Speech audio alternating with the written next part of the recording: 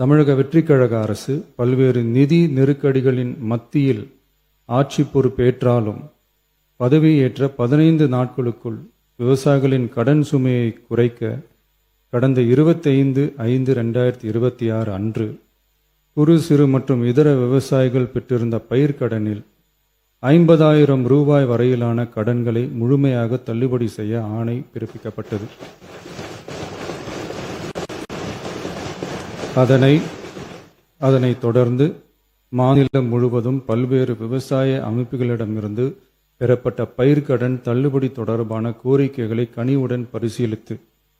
நிதி நெருக்கடியான சூழ்நிலையிலும் விவசாயிகளின் நலனை பாதுகாக்க வேண்டியதன் அவசியத்தை மட்டும் கருத்தில் கொண்டு குறு சிறு மற்றும் இதர பெரு விவசாயிகளுக்கு 50,000 ரூபாய் வரை முழு தள்ளுபடி செய்ய அறிவிக்கப்பட்டதை உயர்த்தி ரூபாய் 75,000 வரை கடன் பெற்றவர்களுக்கு முழு தொகையையும் ரூபாய் 75,000க்கும் மேல் கடன் பெற்றவர்களுக்கு ரூபாய் 35,000 தள்ளுபடி செய்ய அறிவிக்கப்பட்டு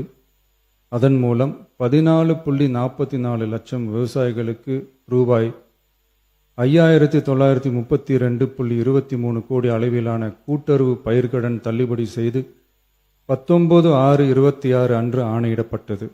இதில் 31/7/2026 வரை ரூபாய் 5,267 கோடி விடுவிக்கப்பட்டு